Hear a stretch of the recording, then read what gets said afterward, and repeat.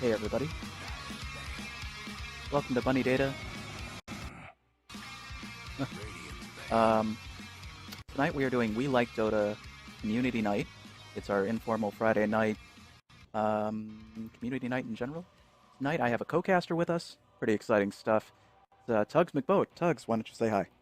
What's going on, guys? 10 seconds to I'm go. excited to do this. So, community night's always fun. I'm excited to do some pretty 5 random seconds. shit. So, let's get started.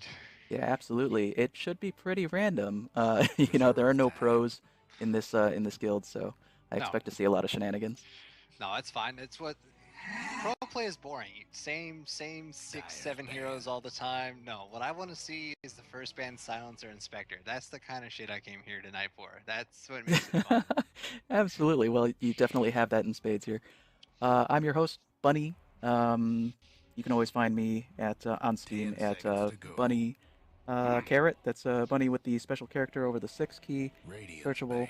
ban. And we are here, of course, with the We Like Dota community. So if you guys are not already familiar with the podcast, please search for We Like Dota on iTunes or check out the WeLikeDota.reddit.com for all of the latest bulletins, 10 postings. seconds to go. Hey, Tux, where can people find you if they would like to look you up?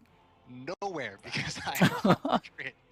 I need to get that shit together at some point in time. But yeah, right now you can find me on Steam, TugzMcBoat, and that's about it. So Perfect. I post on Reddit every once in a while, Mr. Tugboat, but that's about it. No YouTube, no Twitter, none of that shit. At some point in the future, but not now.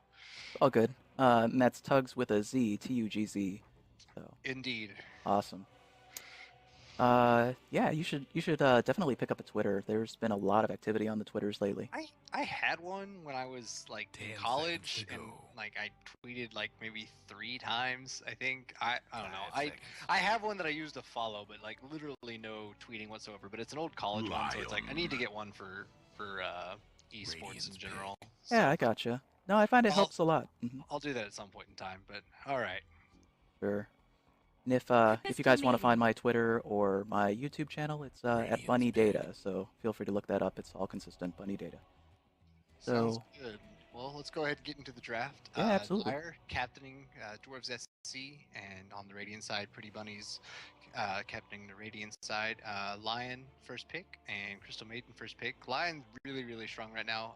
Really popular support in the meta right now. Really strong. Crystal Maiden not seeing too much play, but definitely more than she has 10 been. seconds to go. Constant buffs to that ultimate have definitely given her more of a presence 5 in the pro scene. seconds. Yeah, I agree, definitely. And I think more relevant for the pub scene is that the entire reason we see Crystal Maiden is because of that Arcana and that sweet puppy. No, dude, I was so excited when the Arcana got released because I knew I was going to get at least one Sniper! support for like my next 5 games. I was really Yeah, excited. Dyer's right banned. on. And then they followed up with the Sniper, another first pick, first ban in the pro scene right now. Really strong hero. I know a lot of people when they had the 6.3 update and they changed the headshot, they honestly thought it was a nerf to Sniper. That was so wrong. Even the Yeah, guys on We Like Dota, if I would remember listening to that podcast when they're like, "This is pretty much a nerf to Sniper." How wrong everyone it was. The headshot proc is Dyer's ridiculous.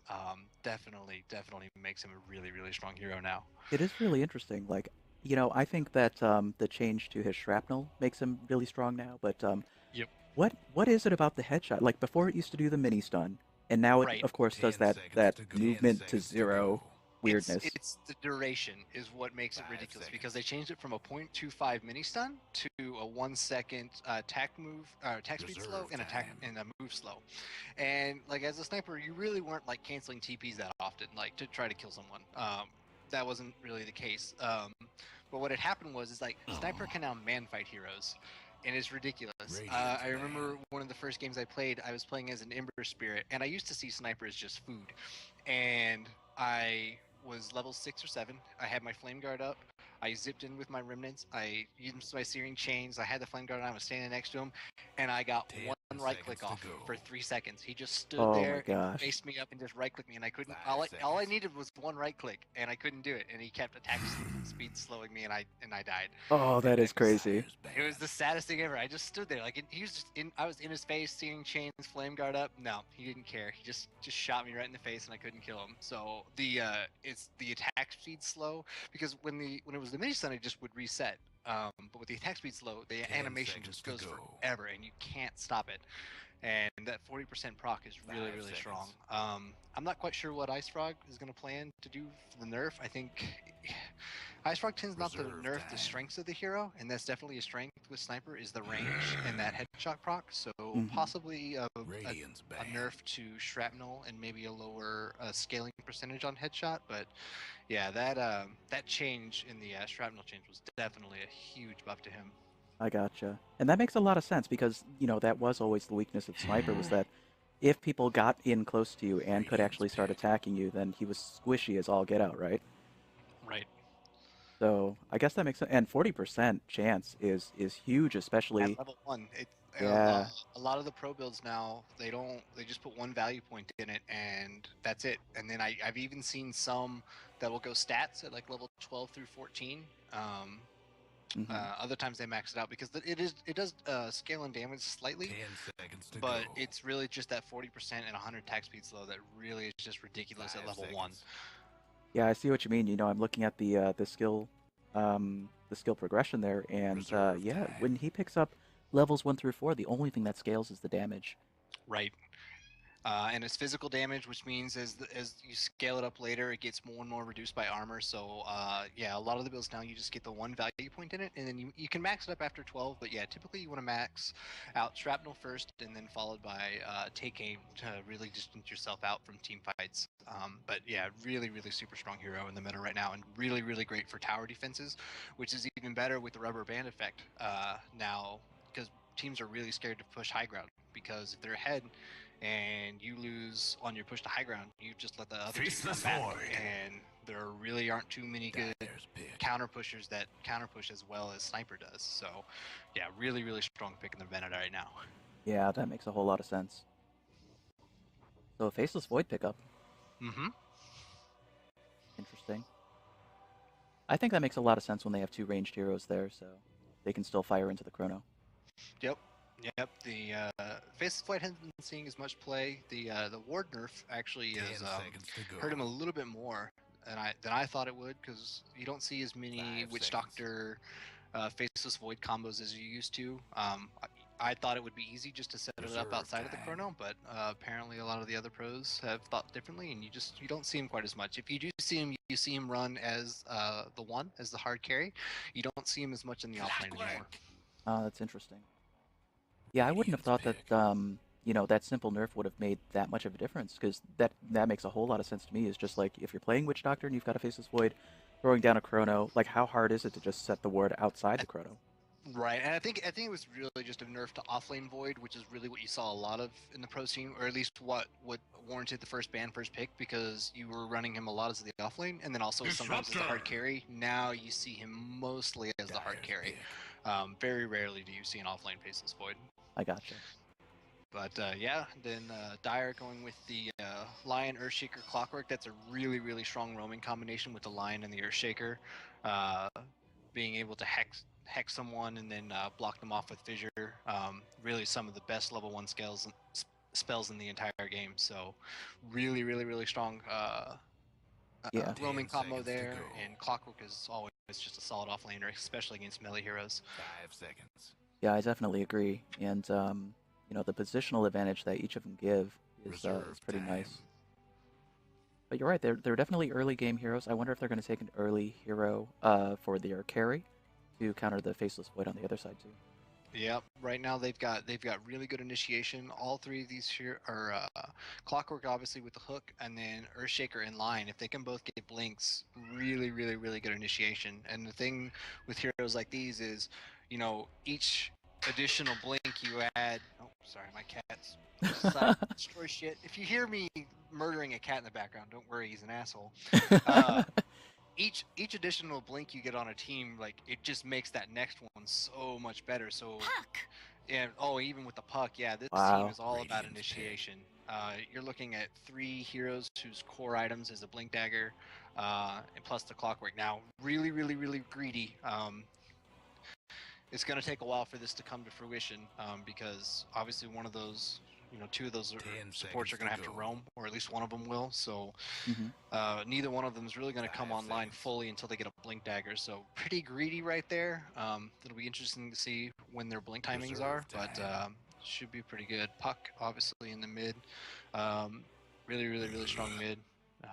Level 6 can pretty much kill Dyer's anyone. ban. So Yeah, I think that's right. I'm not sure it's really too greedy because I don't really see any of those heroes needing a huge amount of farm before they can actually take a huge effect in the game. I mean, you're right about Puck only needing level 6, but Clockwork's the same 10 way. If he seconds gets to level go. 6, he can just murder people. right. No, Clockwork is 5 definitely the least seconds. greedy hero on their team. And then Puck, all he really needs is a blink dagger, but he's going mid, so he should be able to farm pretty well. It's the Reserve Lion and time. the Earthshaker. Is a roaming support. Typically, you really want to have one who's dedicated to buying the wards and the smokes. The traditional position 5, while the 4 is the one who's able to kind of farm up that blink dagger. But when you have two of them who really need a blink dagger to kind of fully execute that full potential, you got to get them farmed somehow. So that'll be interesting to see how they take care of it, but it'll be Dyer's interesting to see. pick. So this will be Dyer's, definitely their hard carry. So it looks like Radiant's going to be running the defensive tri lane with Faceless Void, Crystal Maiden, and Disruptor, and then Broodmother should be the solo off. With Sniper in the mid lane. So let's see what Dyer picks as their hard carry. Mm-hmm. Makes a lot of sense. What would you pick in that situation? 10 Me, seconds to go. I think I would want like a Juggernaut. Juggernaut's really good. 5 seconds. I mean, any sort of mobile hero would be good. That, or someone really tanky, or someone really Reserve time. mobile. That Chrono is always really good. Troll Warlord, and he's really strong in the meta right now. That mischance is insane. So as long as he can get the Whirling Axes off, Mm-hmm. as Faceless Void tries to time walk in, he'll be fine. But should be good. Yep, I agree, definitely. Also, really good against the Broodmother as well. That mischance on all the Spiderlings, if she decides to dive on them, really helpful as well. But yeah, that makes a lot of sense. That blind is OP right now. It's getting nerfed. Mm-hmm. Well, let me just walk in our heroes here. We've got Pretty Bunnies on the Broodmother that we were just talking about. Boy Dark is on Faceless Void, and he'll be their carry. Diddy Mitch is on Sniper, going mid, I'm sure. Ash Guyver is on Crystal Maiden. Happy Dude 69 on Disruptor.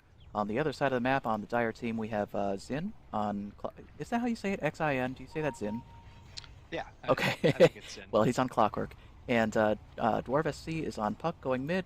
Tyler's on Troll Warlord, following him to the mid position, but maybe just to contest runes. Yellow, because Asian. Hey, I identify with that. Is on Lion. And Cheese Whiz is on an Earthshaker. And getting pinged a lot. Very good. It happens. Mm-hmm. Oh, and we're already going to pause. And an unpause. Awesome. Okay, so while they fight over pauses, why don't I go ahead and look at these effigies, because I really like to do that while we've got some time. Over on the Dire side, we have Cheese Whiz's Purify, Omni Knight. Very dynamic pose. For shame, Dire. Is that the only one? We got a couple. Yeah. Oh, yeah, it is. All right, well, let's see what we've got on Radiant. And Radiant. So we've got Diddy Mitch's Huskar. Yes. Yeah, I remember that one from the last game. Oh, yeah. When I played. It's gotta be, because YOLO. Arc.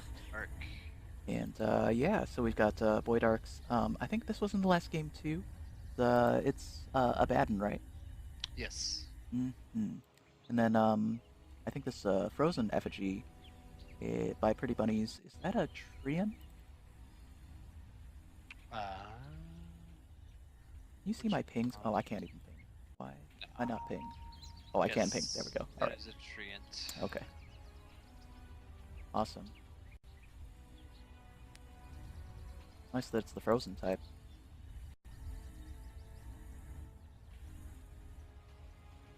Okay. So why are we under... Oh, I see. We've got to disconnect on Puck. Yep.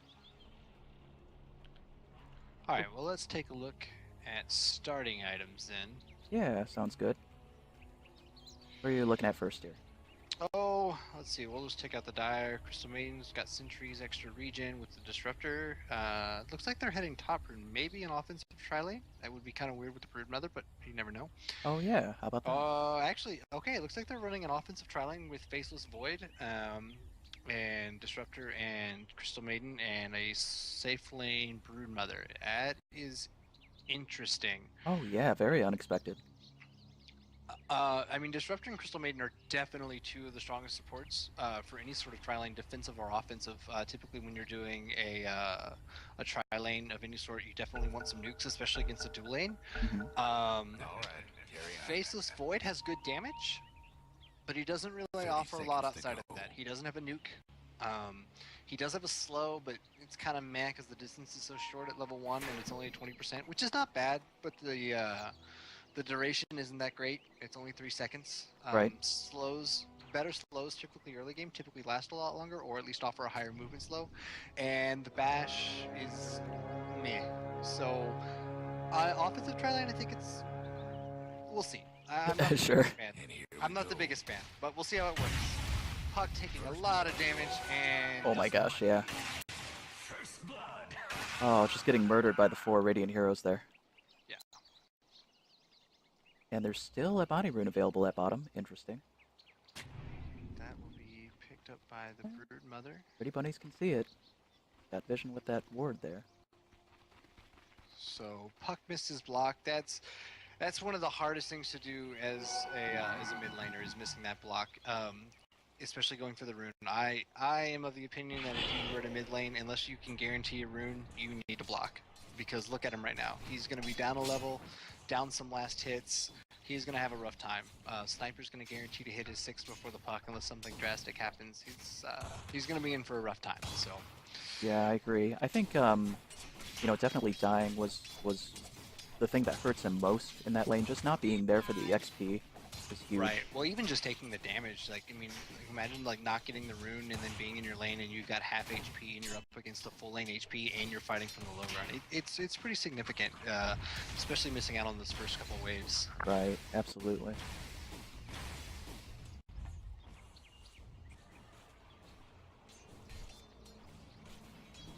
I think overall this bottom lane is going to be relatively unexciting in the early stages just because we're going to be playing Invisible versus Clockwork.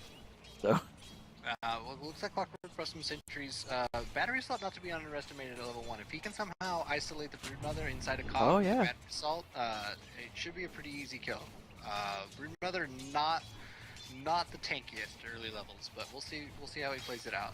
Yeah, and I don't think Broodmother saw him place that sentry right now. So that's that could be really bad for the Brood here.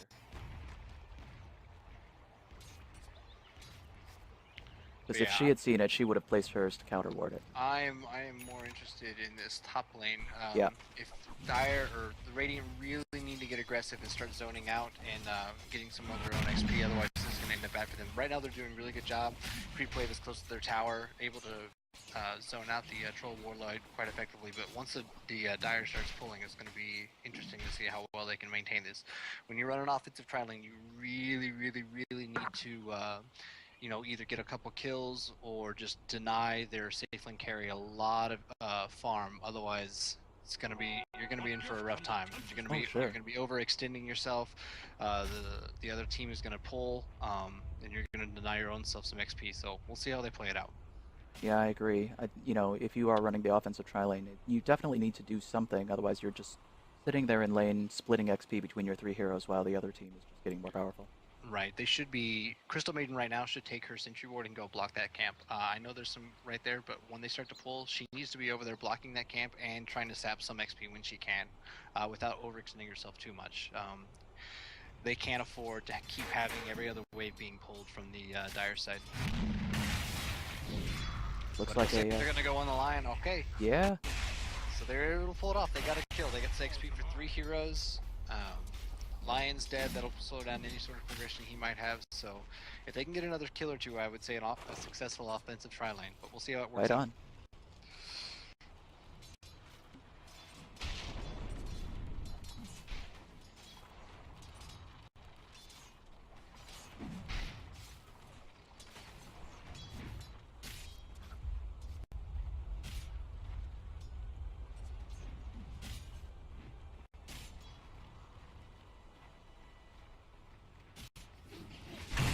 That Earthshaker's in a rough position right now.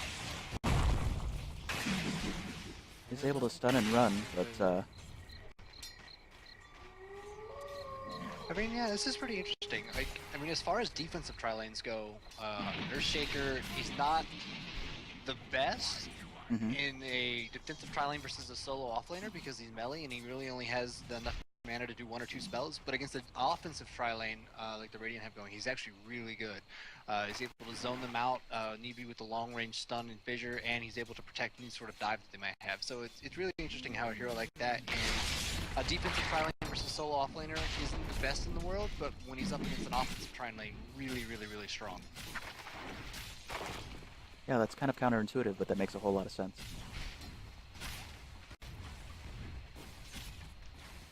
But the Radiant side doing a really good job of making sure they get the creep wave back underneath their tower, making it really hard for Troll to try to get farm.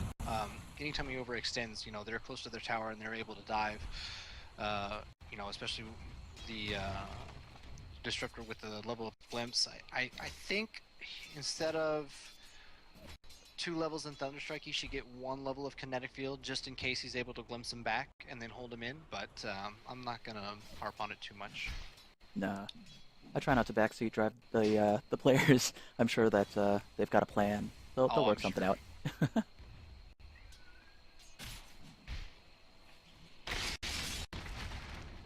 Here are those great stuns from the Lion. Oh, an Earthshaker following up. Faceless Void will be able to walk away though, but and that's what makes Earthshaker really, really strong in these defensive versus offlane tri lanes, is being able to isolate. I think if the Dire had gone on that Disruptor a little bit more, a little harder, they could have gotten the kill. Instead, they kind of stayed back and he's able to get away. But that's the power of Earthshaker right there, especially in that defensive precise tri lane. That stun, that fissure lasts for so long, and the Void's gonna fall to the Troll Warlord. So really, really good there. And Puck DC'd against, we're gonna have another boss. I almost thought that was tactical for a minute, but yeah. Yeah, that makes sense that they paused for Puck. That was a really interesting exchange. That could have gone either way for sure, and yeah. I think definitely called if it. the Dire was, if they were a little bit more in tune to what the Earthshaker was doing right there, I think they could have gotten the kill on Disruptor and possibly the Void. But the way it played out was really well for them. They were able to isolate the Disruptor, make sure he forced himself back, and then when they dove on the Void, Disruptor wasn't there to glimpse anybody back if he needed to save the Void. So really well played by the Dire there, being able to isolate someone like that. So yeah, that's the strength of Earthshaker in a defensive versus an offensive tri lane. Yeah, I agree. And it was very brave and noble of the Faceless Void to try to go in and save the Crystal Maiden who was getting nuked down, but unfortunately didn't work out there. Yeah, this offensive tri lane is starting to not work out so well, especially with them being able to deny a creep wave every so often with the pulls, and then now, you know, I think Radiant was okay when they got that first kill on the Lion, but now that they've given up a kill on their Faceless Void, really not looking good for them now. Dire's mid tower won't last much longer. What do you think they should do to rectify that? Should they rotate one of the supports, or? Yeah, I mean, it's one of these points where you're kind of in dire straits now because you've set yourself up to do this offensive tri lane. You really want to give your Broodmother solo XP, and you can't really gank a Puck. Puck is kind of ungankable unless you chain stun really, really well at the lower levels, and they don't have a stun. I guess if they were able to glimpse back the Puck after an orb walk, or after an orb jump, maybe. But speaking of mid lane right now, Coil on the sniper, and Puck gets the kill with the DD rune. Oh wow! Talking about that. Nicely done. Puck able to come back, you know, down a little bit on the XP lane, but definitely getting that kill on the sniper is definitely going to help him jump back up. So about that bottom tower. Yeah, Puck is, you don't see him as much. You see him in the pro scene, but not so much in the pubs. He kind of falls off a bit, but yeah, level 6, this guy is pretty much unstoppable. Not a lot of people can kill him. Sure, that makes sense. But in the pub scene, you know, I think the reason you don't see him as much is because he's such a high skill hero. Oh yeah, for sure. And he not only is he high skill, but he also relies a lot on teammates control. So here comes the clock. We're going in. Cog, batteries all up. Running in. Down kinetic field, not going to help him out. Troll Warlord going on the Void and Crystal Maiden. Void falls, Puck falls, and Crystal Maiden is down. That's a 3-1 exchange for the Dire. Really well played by them. Wow, absolutely.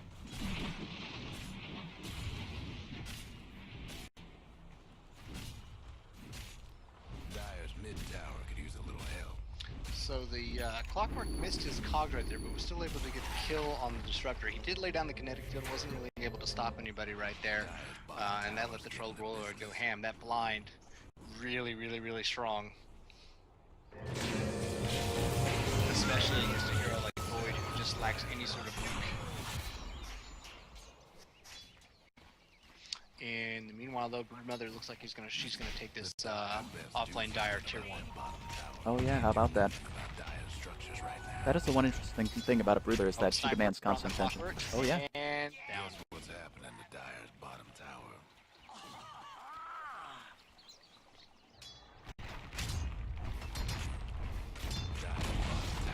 Dire's bottom tower got blown to bits. But yeah, Broodmother is The Dire best do something about that bottom tower. in addition to being one of the better offenders in games, is a deceptively strong pusher as well. Those Spiderlings do a lot of damage.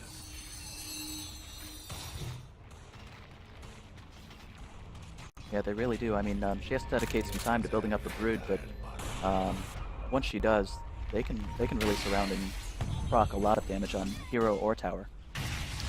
Puck goes in on the Crystal Maiden, not able to attack. Really, really, really, really good frostbite there by CM, keeping the puck from able to right-click her down. Wow, she was down almost less than 10 hit points left. Yep. Pretty amazing.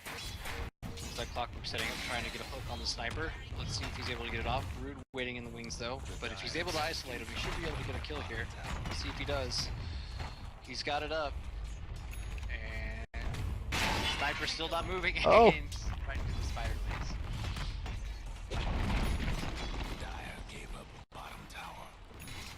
Radiant's top tower is taking hits.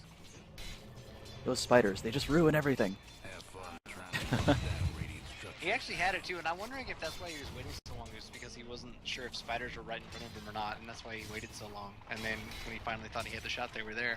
If only he could see what we could see. Yeah, that's right. Oh, he's in trouble now too. Defensive cogs. Broodmother's diving. Looks like she might get the kill. Yep. Yeah. Killed secure. Back into the webs. Invisible, healing up. Good to go. Well played.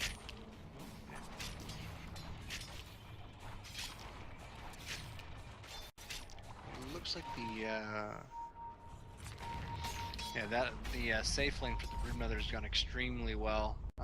50 last hits, 10 denies it, 10 minutes in compared to the Clockwork's 25. She's really won that lane, doing very well for the Radiant side.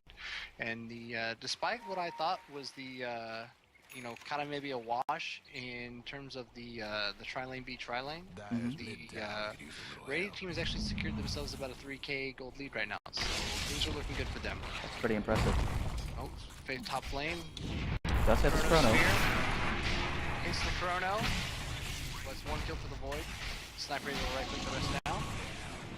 2 more kills.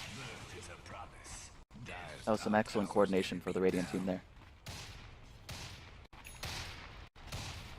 And they will be heading top. Puck is going to head up there. I'm not sure what he's going to be able to do, but he will be there.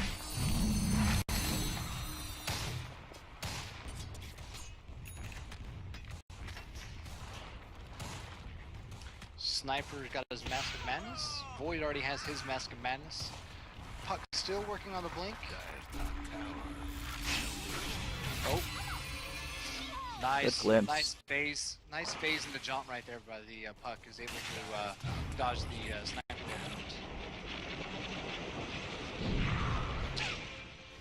Void still wants a piece, but now has no mana. This might be a kill on the Void. Hook shot by the clock, shoot up the cogs. Doesn't matter if your kill knocks him down.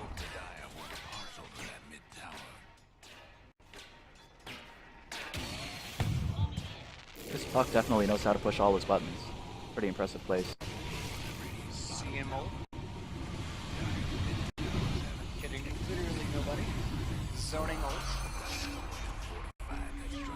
And kill that. Team fighting. 4 of here going on right now.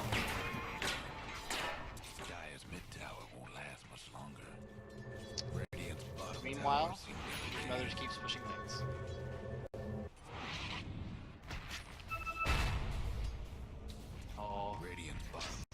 If only it Oh, is she's Echo gonna get Sand him. right now. If only it is that it's Echo Sand right now, that would be really good. Yeah. Looks like he's still gonna be able to get away though. Here comes the puck. He's gonna try his hand. Silence kills off the spiderlings. Broodmother silence. There's dust. There's the dust. Oh my. Hook shot's down for another 5. Dyer's mid tower won't Is he let gonna try the them blind hook shot? longer. Broodmother's too far away. That was excellent use of her ability to move over the impassable terrain. Pretty much the only way to get away in that instance. Now she's gonna go on the clockwork. Battery assault, really, really strong. There's the blind chance. Ooh, missed hook.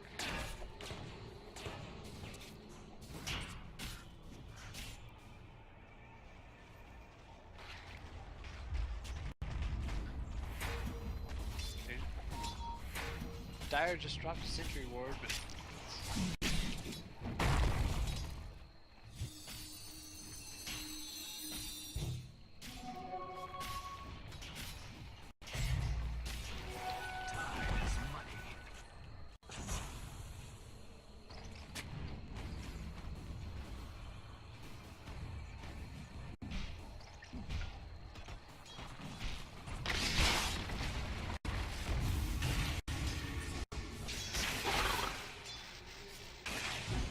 Oh, the frog's still chasing the lion. Well played.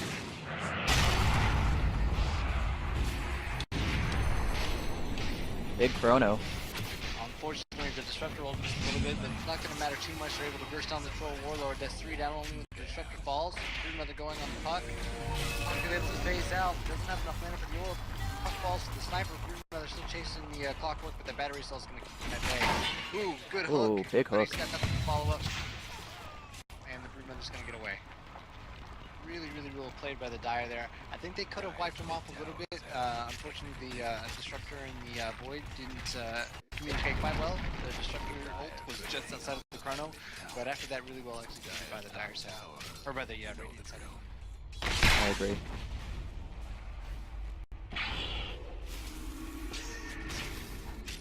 That is a really brutal combination once they can coordinate the kinetic field and the chrono. Oh, really well played by the Earthshaker right there. That's a lot of gold coming his way on that Broodmother kill. I'm not that 1-for-1 trade. I don't think it was worth it for the Broodmother given her current net worth. Mm-hmm. And if we look at the fight recap, yeah, the clock and the Earthshaker, a lot of gold and XP going their way. 1,500 XP strings and about a $500 gold swing.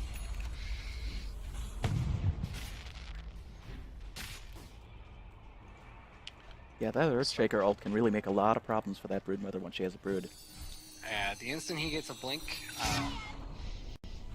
and they get vision on her and the spiderlings, it's going to cause a lot of problems.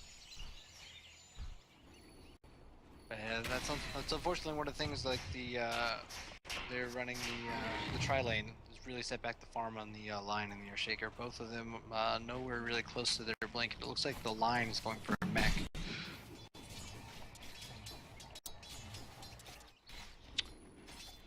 Radiant heading up on the clockwork here.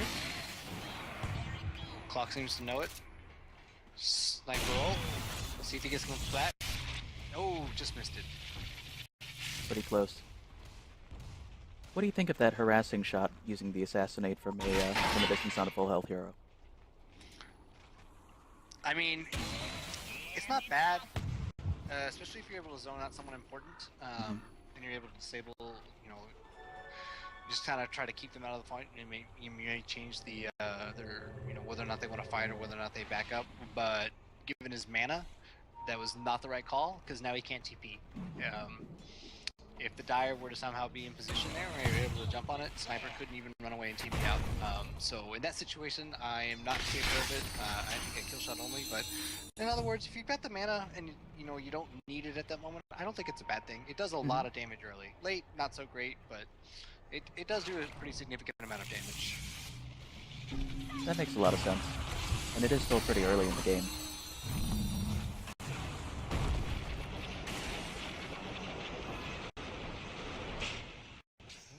Void Wow. saves Chrono, still goes down. And the Broodmother falls again. I'm just not quite sure these 1-for-1 kills are really worth it for the Broodmother. Especially given her XP, yeah. So that's, she lost 37 gold despite getting the kill. And you see a 348 uptick for the Puck, who looks like is going for a Yule's first instead of a Blink.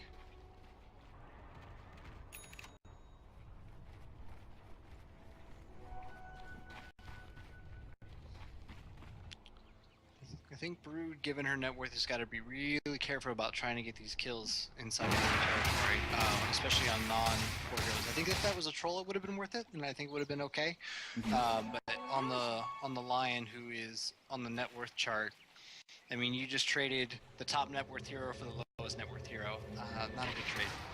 I agree.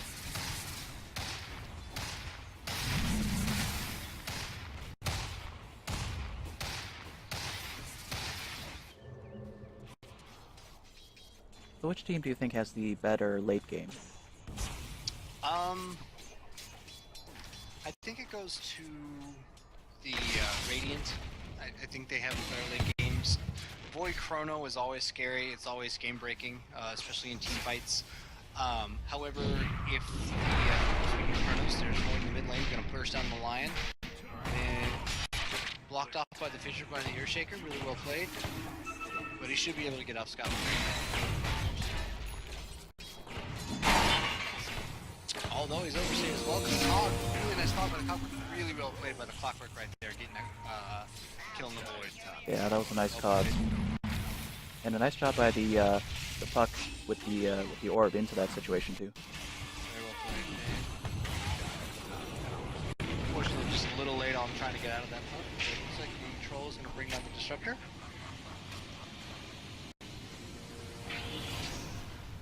Dire's top towers. Lost the top tower.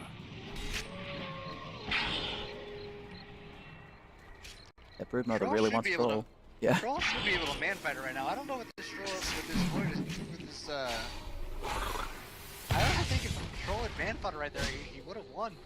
Blind miss chance. I guess he didn't have his ultimate up, but yeah, you don't man-fight Troll. Yeah, in a one-on-one situation, you just attack faster and faster until you're dead. So. Oh yeah, and it's not exactly. I mean, the Broodmother is still definitely highest on the net worth chart, but he does have lifesteal.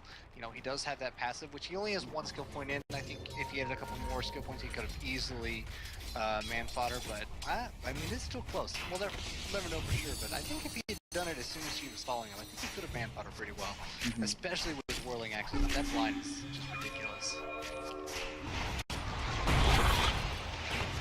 It looks like the Broodmother's gonna fall again. She doesn't get out. Oh, she's in trouble. Got a sentry ward. Are they gonna place it down? Looks like she's gonna get out. A little late. This will come in handy. Oh, but Troll seems to have found her. Nope. And she's out again. Yeah, she really is abusing that cliff walking. The Dire's wasting so much time trying to find her right now. She's actually really doing a really good job of just annoying them just to the point where they want to keep trying to find her. Meanwhile, the rest of her team is out to farm the jungle and the waves. Really well played by her right now.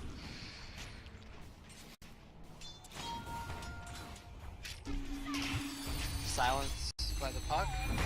Ooh, missed Fissure. Oh, meanwhile in the Roach Pit, Troll man fighting the Sniper. Oh my. Sniper falls. Zoning kinetic field of disruptors. Not gonna be in time.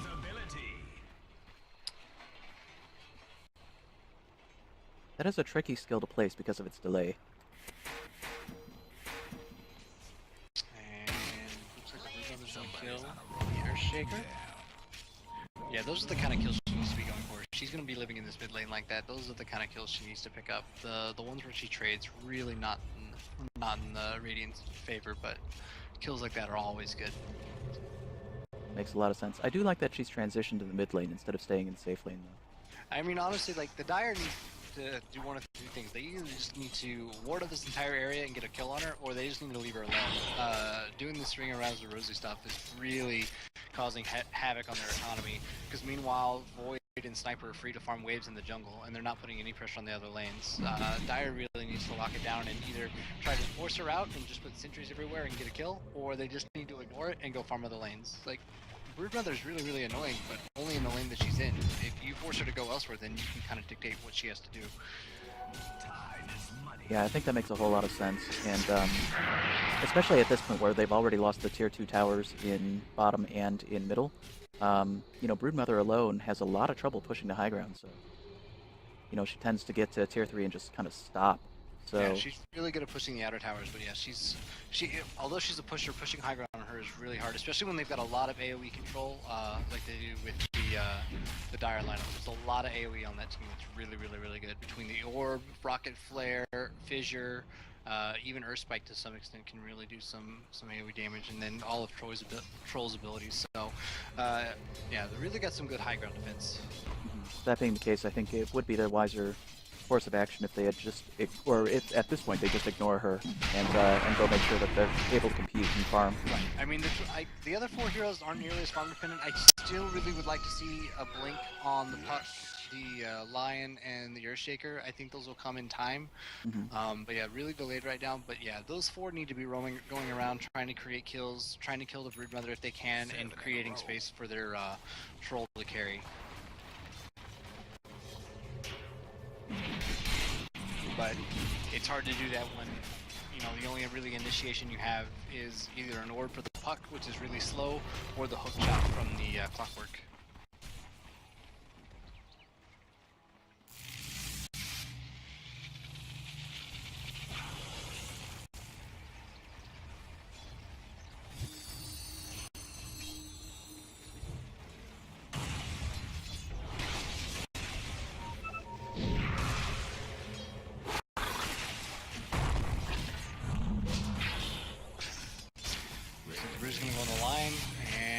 In trouble. So she's gonna get that kill. Chrono by the Void, really, really good, catching the Puck on the outside, allowing Broodmother to attack her right there. Oh, and the Disruptor will keep them from orbing out. Really, really well played by the Disruptor right there. Wow, that was really good patience on the part of the Faceless Void. Instead of going for like a simple Chrono, saving it for the place where he could get 2-3 heroes. Yeah, that was a really, really good Chrono. Not only was he able to catch Puck on the outside, allowing the Broodmother to catch him, he was able to kill the other hero, and then the Disruptor placing down that ult so that the Puck couldn't orb and jaunt out. Really, really well played right there.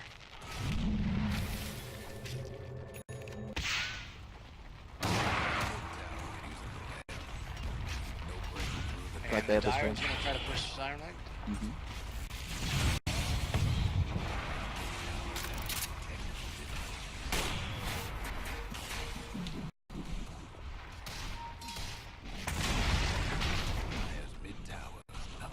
Sniper going to work. There's the hook. There's the cog.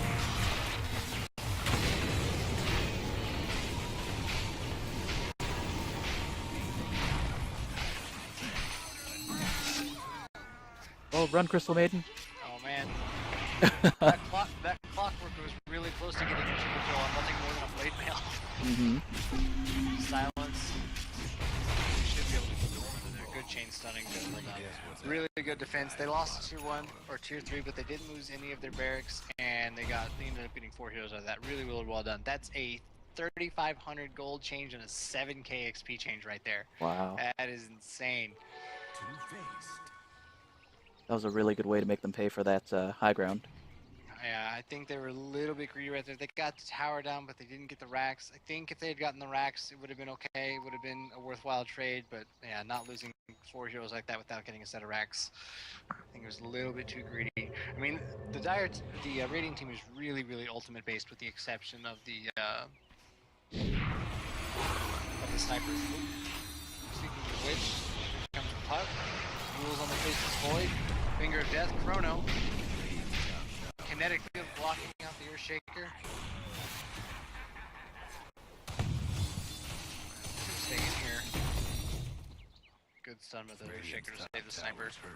Yeah, I almost thought the Puck was going to go for that and chase the Faceless Void there, but Yeah, the Dire team is, or The Radiant team is really ultimate, with the exception of Sniper. So trying to push the high ground when the rest of the Dire team was up without any of their big ults up was kind of risky. And they ended up paying for it, but they got the kill on the line, so little return kill. And I think they should go back to just farming until the rest of their stuff is up. Oh, initiation by the Clockwork. Oh, poor Sniper. And in the meanwhile, Troll gets the Aegis. That's really, really important for them. So now their major DPS dealer is down. They've got Aegis, and for the most part, they've got Puck ult up, they've got Wolfeye up.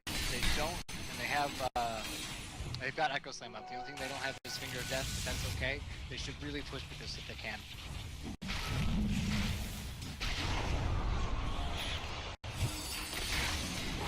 Oh, and there it is. There's the blind. There's the Hex. Good chain stunning.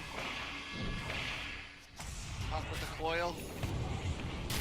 Are they able to find the Faceless Void? I don't think they are. I think they think he's got away, but he's actually stuck. Puck's searching for him. Oh, found him. Oh, wow. Really well played by the Puck right there. That was really well executed by the Dire. That was really prescient. I was going to say, that was a really good Crystal Maiden zoning ult too, but now, unfortunately, their positioning is going to pay. Shouldn't be there right now. Sniper trying to get some kills, but unfortunately you don't want to fight with three heroes, especially when one of them's a Lion. But he's able to make it out. Didn't have cooldown on the spike up. So they only get one tier tower. Sniper should be able to defend this with all their ults down. But that was really, really, really well executed by the Dire. Chain stunning all of their big ults and their spells together. Really, really well done.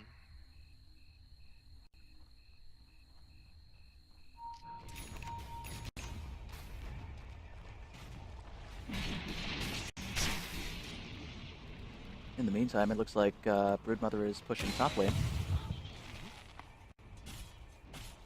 So I guess she's made that her home now. Guess a lot of webs down already. So the looking at the net worth chart, over that team fight on their high ground, that defense, and then their push with the Roshan and taking down tier 1, the Dire team has taken it from a 10,000 gold deficit all the way to a 4,000. So 6k gold swing in about the last 2 minutes. Really, really well played by them. If they can keep up this kind of momentum, they should be looking pretty good.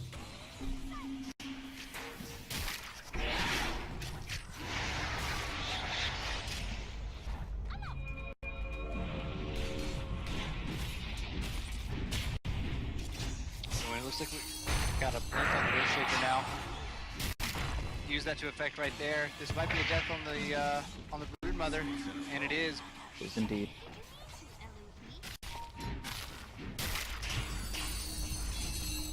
Yeah, Puck definitely used the Yule Scepter well to buy some time for the rest of the team to come in and kill the Broodmother. It's a 4-man's BKB. And it looks like they're smoking. They're trying to get a gank. They've got all of their cooldowns off except for Dream Coil, but as long as they can get off a good initiation with an Echo Slam and a Fissure, that shouldn't be too much of a problem. They do have a lot of stuns in their department. Getting that Blink Dagger on the Earthshaker is going to be really key here. They find Oh, Disruptor. Oh, he didn't even have a chance. Good pick off. That's what you gotta do when you're behind. You gotta smoke up and you gotta try to find kills. Ideally, you'd like to find a sniper or a void, but any kill is a good kill when you're behind.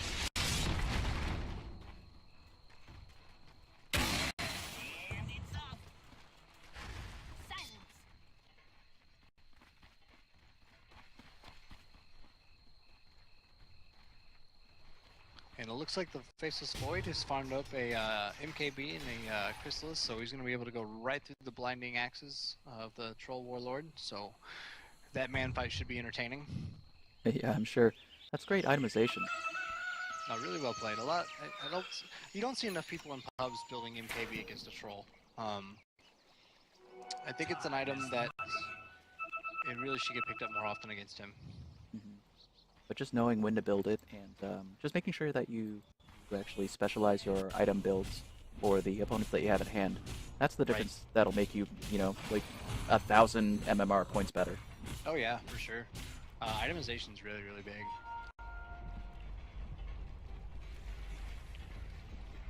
And, so far I really like I really like all of the items on the Dire side. I think they've itemized really well. You know, you can argue on the puck whether or not she should have gotten instead of Jules, but they found a way out and silence hold of it, and that's another pickoff. Dire is doing really well right now. Radiant has kind of gotten a little sloppy with the lead that they had, especially the one that Broodmother pulled off, but they are starting to get picked off and losing team fights. If they're not careful, you're going to find themselves in a hole real quick, real fast.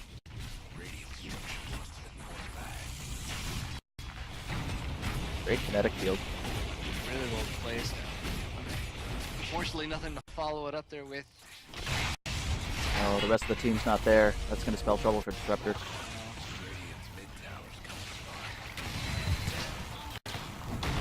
Damn, they catch Faceless Void. Ooh. He's able to get the chrono off, but not until after he died. Isn't Yeah, that they're just interesting? going in one by one.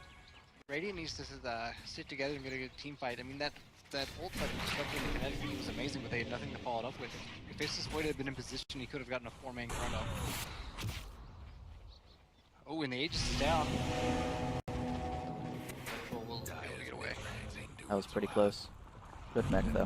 Buildings are tough as nails for now.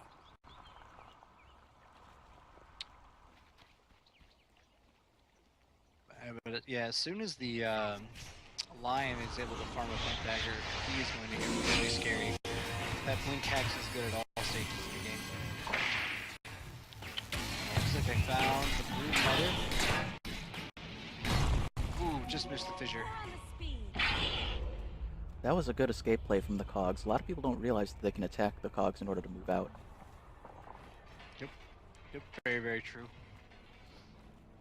A moment of silence. Oh, and a Courier. Snipe, and a Courier Snipe. Oh, man. Oh, that poor tiny Pudge. He didn't even see it coming.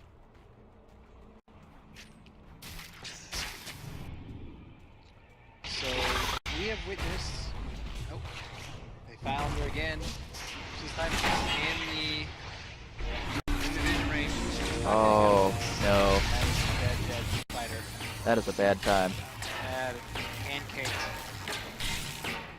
So the Dire, who were at one point in time almost a 10k gold deficit, have brought that all the way down to 0. Wow. That is very impressive. So we are even on gold, and I believe the XP is in their favor. So really interesting to see how these next team fights play out. Radiant, if they can get their combos off together, if they can get a good a pick-off on the troll with either a glimpse kinetic field into a chrono or something similar to the fashion, they should be okay. But if they keep fighting these team fights around towers like they are right now, one by one, they're going to be in for a rough time. Yeah, I think they really need to have 2 more team fights go their way to get back into this game. And it looks like we are going to have a slightly longer Roche, so a couple more minutes on that though. There's a big dire creep wave going down mid. Not going to do much else other than feed some gold here.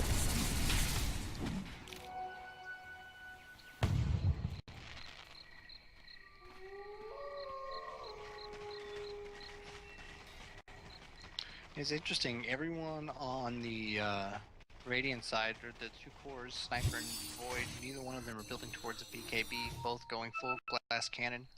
Not sure if I agree with this. They got a lot of lockdown between the Echo Slam, hexes, stuns, coils, and blinds. I think the Sniper and the Void both really need a BKB. I think you're right. They are definitely susceptible. I mean, we've seen them being turned into frogs a crazy number of times. Right, So. I mean, like, even if the Void was able to get off a really good chrono, like a 4-man chrono, but the Earthshaker or the Lion was able to position themselves, ideally, like, just outside behind the team fight. That was a big Echo Slam. It was. Here comes a chrono. But see, like, right there, Yeah.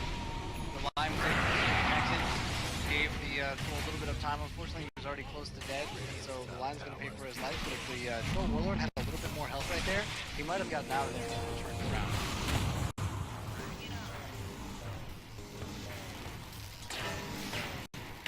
Radiant's top tower's in bad shape. Clock, not sure who to go on. Right click a creep. Is he going to get a double kill? He's going to try. He's got cock, he's got flare, he's got battery, he's got nothing. Radiant lost the top tower. Looks like the Broodmother's going to try to solo Roshan. Oh, you don't see that very often. Look at all those spiders. Yeah. Problem is that slam from Roche is going to do some pretty hefty damage here in a second. Yeah.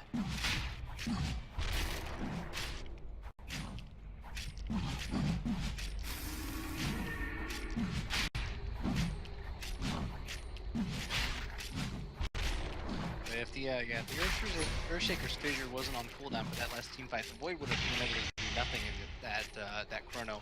Lion got a really good hex. Unfortunately, the Void had just a little bit more time after that to continue drawing right-clicking the troll. And if the Earthshaker didn't have or had his fissure off cooldown, he would have been able to throw down a fissure, and Void would have been able to do nothing in that chrono. So I really think the Void should get a BKB as his next item. He's got almost 4,200 gold in the bank, so let's see what he buys. I think that makes a lot of sense. He could definitely use it in this game. And I think Roche won that fight against the Broodmother. Yeah, I think she finally gave up. The spiders are good for blocking damage for a little bit, but that slam does a lot of damage, and they don't last very long.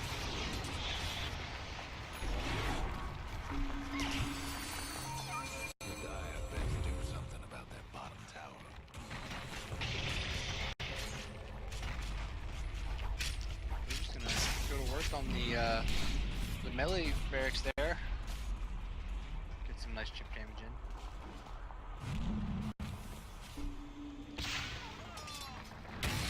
Void runs in.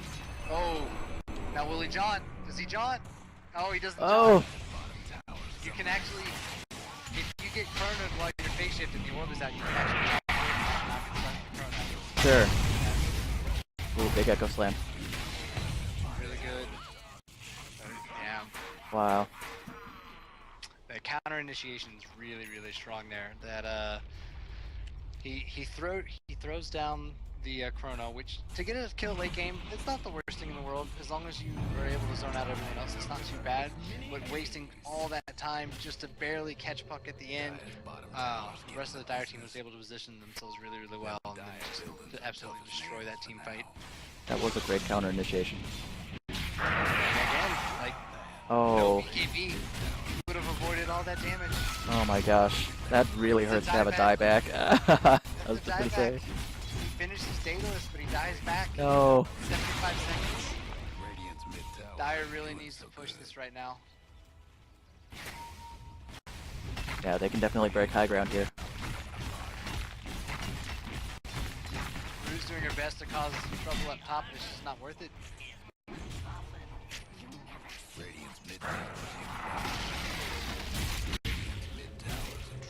Dire got the mid tower. I don't think they'll get the racks here.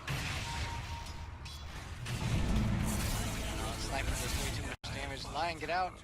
No. Lion overstayed his welcome just a bit too long. That's okay. More important thing is the troll got out.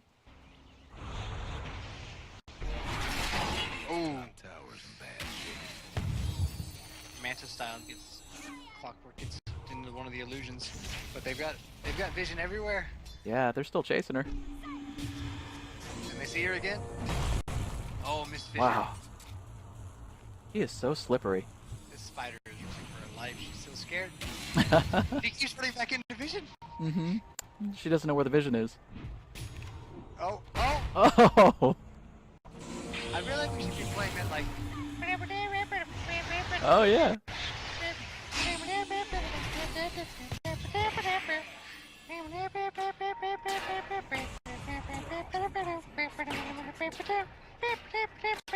That's what I feel like right now. Is going on. Spider. Oh my gosh. Running all over the place. Someone buy a gym. Yeah, that would help a lot. Troll, you have 5k gold. Buy a gym. Buy it for the support. You don't even have to carry it. Just carry it so that someone can kill this Broodmother. And Earthshaker tries again. Oh. Ren does. He hits, but he's not able to chase. You can't No. walk through either, my friend. She goes back to Roche.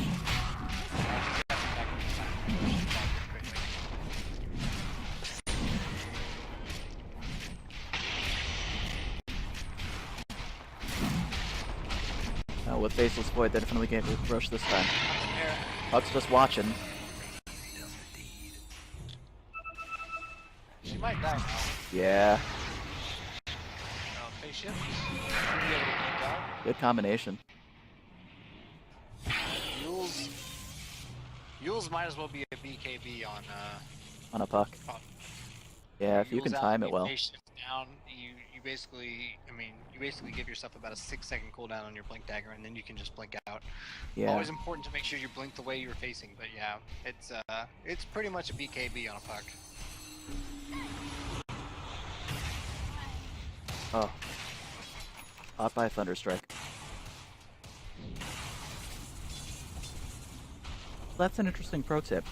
Blink the way you're facing is that so that you don't have a delay from the turning. Yeah, I can't remember the exact degree, but whenever you blink, in any hero in general, you always have to factor in for the turn rate. If you try blinking behind you have to wait for your hero to turn and then blink straight out. And I think there's no delay if it's like, I think someone said it was like 13 something degrees from the direction you're facing is how far you can go off, where the turn rate doesn't affect it. So really important when you're playing puck is to remember the direction you are facing when you face shift, because when you face shift, if you blink the direction you were facing, you'll instantly jump out and there's nothing you can do about it. If you face shift and blink and it's in a different direction, you actually come back in, you have to turn, and then you'll blink. So if you don't do it right, your opponent can still hit you and create the cooldown. Oh, that's really interesting. Right? So we just get melted by the Troll Warlord. If I were going to try to man-fight the Troll, not a good idea when he's got a BKB up. Chrono. Here comes the Aegis.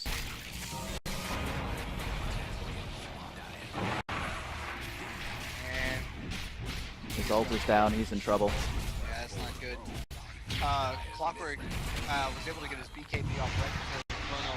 Void's damage is actually deceptively a lot of magical. So if you're able to get a BKB off before a Troll Oitsu, or through a Void Oitsu, you negate a lot of that damage. And it looks like another really good defense by the Dire. The Dire might want Yeah, Disruptor really saved the Broodmother's bacon right there. Why doesn't anyone on this team buy a gym? It's like he's right there. Oh, she took the Rex! It's gone. And I hate the Mother so much. I hate playing against it. Creepy So spider. annoying. A good Brood Mother is So annoying. She moves so fast through her webs too. Name one other hero that can actually shut down a defensive tri lane. Like it's so stupid.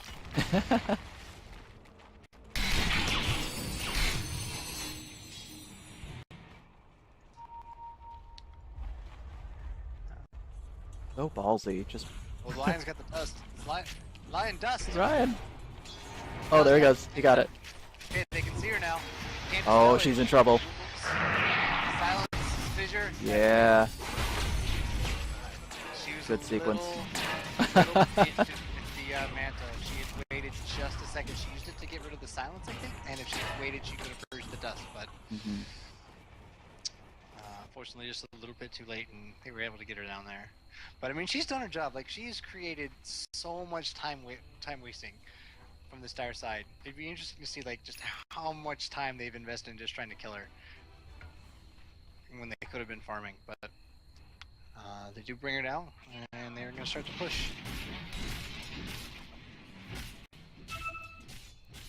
Yeah, I think at this point it is Dire's game to lose.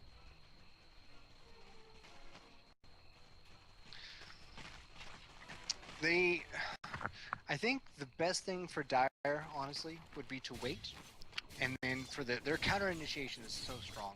Between a Blink Coil and a Silence and the Echo Slam, I think they really need to try to wait off. Like, the counter initiation is so strong. If they jump in and they lead with the Coil, Silence, or the Echo Slam, if they don't catch the Void, it's going to be really easy for them to get 4-man Chrono. But if they play defensively and they try to bait out that Chrono and they don't all get caught, I think their counter initiation is so much stronger. So this is really, and the same thing kind of goes for Radiant too. It's really a game of counter initiation here. They've got some really strong ults on both sides that lend themselves to be counter initiations rather than strong initiations. You know, the only really good initiator, or they're all strong initiators, but I think the way Dire should try to play it is try to get a pick off with the Clockwork, and then when the Radiant team collapse on him is when you follow up with a the Blink Echo Slam Blink Coil. So we'll see how they play it out though. It'll be interesting to see. We're at this point, it's honestly anybody's game to lose. Mhm. Both teams have really good team fight. So honestly, the difference maker is probably going to be the sniper. If they're not able to isolate the sniper down in team fights, he's just going to stand back and right click all day long, and he's hitting hard now. Mask of Madness, Milner, and Daedalus. That sniper's hitting really hard. That's true. That is an awful lot of damage. And looks like a smoke. Smoke's going to break. They don't see her though.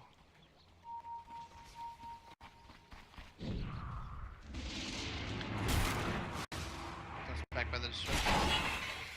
Oh, big cog. Catches two. It's a chrono.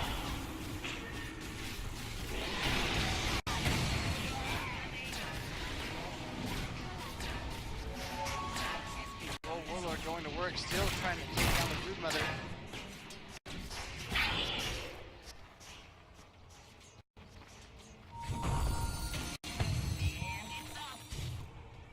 They need to stop. They need to push. They need to stop trying to kill this. The sniper's down for 50 seconds. Oh, they might get her though. Oh. Dagon. 1 second on the fissure. Is he gonna time it right? Oh! Oh. No shot. Wow. Little plater shaker. Alright, sniper's down for 40 seconds. Void doesn't have a chronosphere. They need to get something out of this. They need to make sure they get at least racks. I think they can get racks here. Buyback on the Broodmother. Lift was used. Echo Sam's still up. Has the Spring Coil.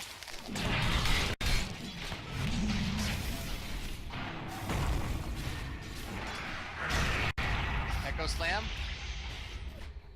Ooh.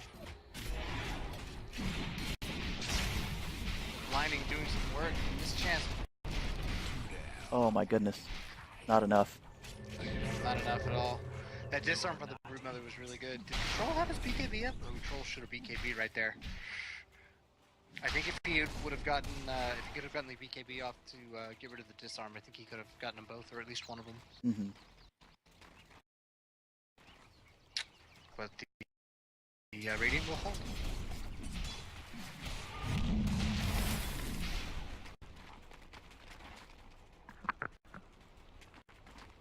This is definitely Radiant's big chance, and they know it.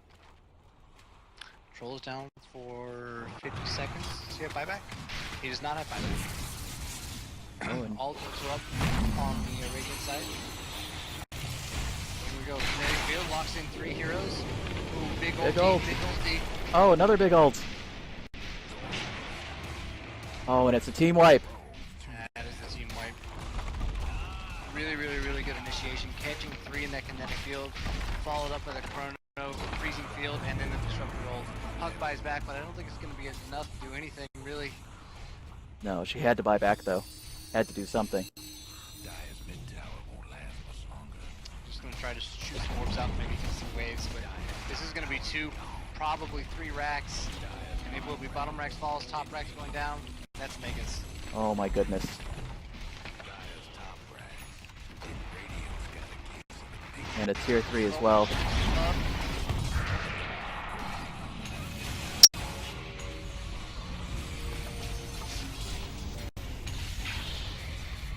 And the man fight commence, but Troll is a really good man fighter, so takes down the Void.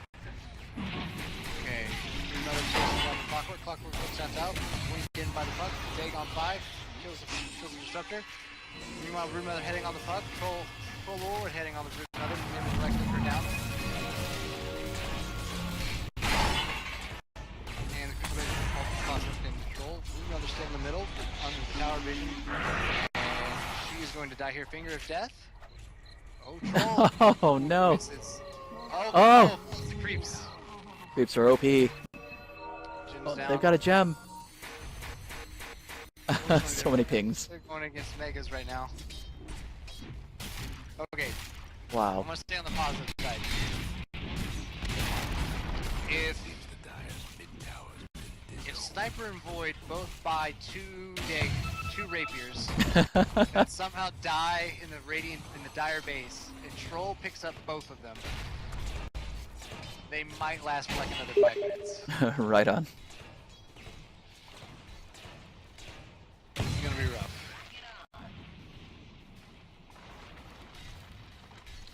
The thing is, they just don't have a team to really push these waves out that far. I mean, if this game were a little bit closer and I didn't think they were going to get pushed in so far, Troll can buy a Maelstrom and help push, but they just don't have any other right clickers to really deal out damage. They've got some AoE stuff, but it's just so weak against Megas between the Puck and the Earthshaker and the Lion. It's just nothing they can do about it. This wave is just going to continually push in. Honestly, I think the Dire can just go farm out jungle and take Roche, and they still might win the game without having to do anything. Yeah, I think you're right. They definitely have map advantage right now. Oh, for sure.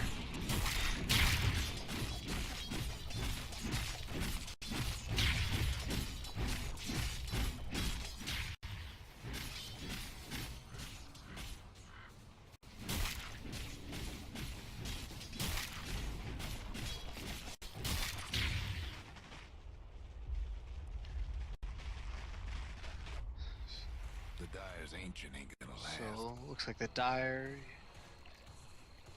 Radiant's gonna head to Roche. They should be able to pick this up. They'll be able to pick this up fairly easy. They'll wait for all their big cooldowns to be on, which they should be. Once that comes up, and they will push with Aegis and everything up, and it should be GG. I think you're right. But Radiant is Dire is determined to hold that to the end, so... They're just asking for it now. Oh, jeez. Puck dies to creeps. Oh, no.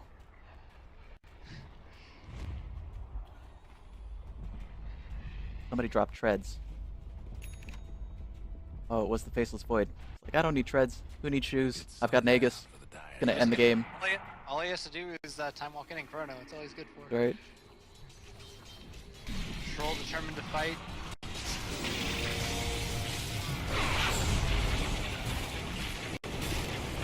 Freezing field.